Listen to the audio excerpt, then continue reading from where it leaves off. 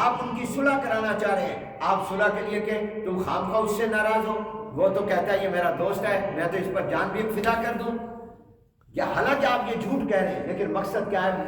صلح کرانا۔ تو یہاں پر بھی شریعت اجازت دیتی ہے۔ اب دیکھیے سیدنا صدیق اکبر رضی اللہ تعالیٰ عنہ جناب نبی کریم صلی اللہ علیہ وسلم کے ساتھ ہیں اور سفر ہے ہجرت کا، مکہ المکرمہ سے مدینہ منورہ جا رہے ہیں، اور آپ سے پوچھتا ہوں بتائیے یہ جو حضور علیہ السلام کا سفر تھا مکہ چھوڑ کر مدینہ پاک جانے کا، جس کو ہجرت کا سفر کہتے ہیں، یہ پیسفل سفر تھا یا خطرناک تھا؟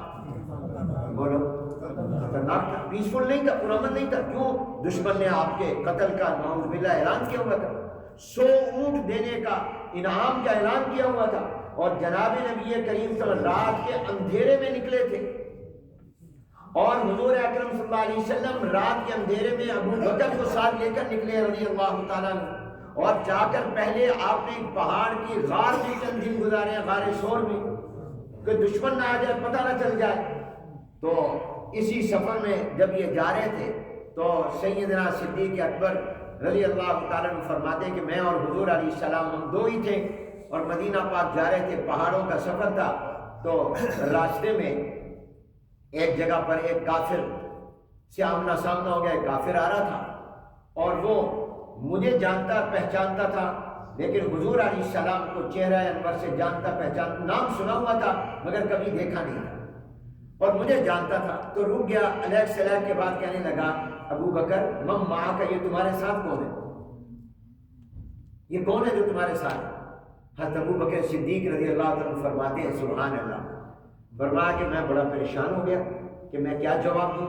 اگر میں یہ کہوں، سچ بولوں کہ یہ حضرت محمد الرسول اللہ صلی اللہ علیہ وسلم میرے نبی ہیں، تو یہ تو جا کے دشمن کو بتا دے گا، یہ دشمن ہے اور ہمارے تعاقب میں ہے، ہمیں پیچھا کر رہے ہیں، اور دشمن حضور علیہ السلام کو اور ہمیں نقصان پہنچا دیں گے، اور حضور کی زندگی خطرے میں پڑ جائے گی، اور حضور علیہ السلام کا راز بھی آؤٹ ہو جائے گا۔ حضور نے تو مجھے اکیلے کو بتایا کہ چلنا ہے اور ساتھ لے کر آئے ہیں، یہ راز بھی آؤٹ ہو جائے گا، جان بھی خطرے میں پڑ جائے گی، زندگی خطرے میں۔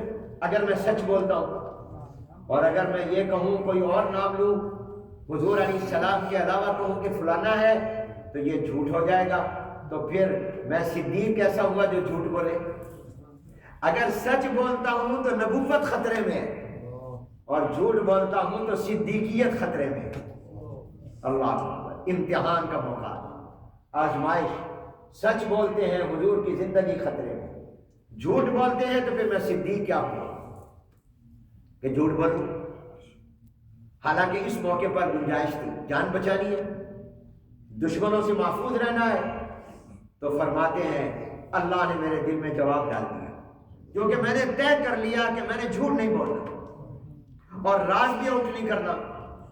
تو کہتے میرے دل میں سبحان اللہ کیا جواب دیا، وہ جواب سونے کے گولڈ کے پانی سے لکھنے کے قابل جو جواب دیا۔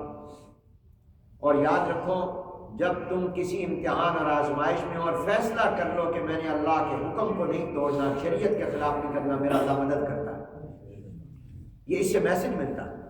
انہوں نے طے کر لیا میں نے جھوٹ نہیں بولنا اور حضور کا راز بھی آؤٹ نہیں کرنا۔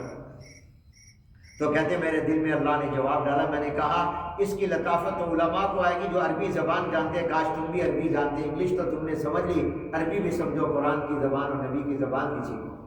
تو کہا، میں نے جواب میں کہا ھذا رجل یہدینی السبیل، اور ترجمہ اس کا یہ ہے یہ میرا گائیڈ ہے، مجھے راستہ دکھا رہا ہے، یہ میرا گائیڈ ہے، یہ میرا قائد ہے، مجھے راستہ دکھا رہا ہے، مجھے گائیڈ کر رہا ہے۔ وہ یہ سمجھا کہ پہاڑوں کا سفر، جنگلوں کا سفر، اس زمانے میں سڑکیں موٹر وے تو ہوتے نہیں تھے، انہوں نے جہاں جانا ان کو پتہ نہیں ہے، تو انہوں نے اس آدمی کو ساتھ لیا تاکہ ان کو راستہ اور روڈ بتاتا رہے کہ کہاں کیسے جانا ہے، منزل پر کیسے پہنچانا ہے۔ اور جب کہ ابو بکر رضی اللہ عنہ کی مراد یہ تھی کہ میرا یہ وہ قائد ہے جو مجھے اللہ کا اور جنت کا راستہ دکھا رہا ہے۔ سبحان اللہ، جھوٹ بھی نہیں بولا اور راز بھی آؤٹ نہیں ہوا۔ ھذا رجل یہدینی السبیل، یہ میرا وہ قائد اور گائیڈ ہے جو مجھے راستہ دکھا رہا ہے۔ تو میرے دوستو، اس کو صدیق کہتے ہیں، اس کو ابو بکر کہتے ہیں۔ مسجد کا نام ابو بکر رکھنا تو آسان ہے، ابو بکر کے طریقے پر چلنا بہت مشکل کام ہے۔ اس نام کا تقاضا یہ ہے، ایسے تو ہر مسلمان کی ذمہ داری اور آپ کی اور ہماری تو زیادہ ذمہ داری ہے کہ ہم سیدنا صدیق اکبر رضی اللہ عنہ کی زندگی کو اپنائیں۔ تو سب سے پہلی وجہ اللہ نے اپنے صحابہ سے راضی ہونے کی یہ فرمائی کہ یہ سچے ہیں، گفتار کے بھی کردار کے بھی، اللہ کو مانا ہے اور دین کو سچا مانا ہے، حضور سے کہا وفادار ہیں، تو پھر اپنی جانیں بھی ہتھیلی پر رکھیں۔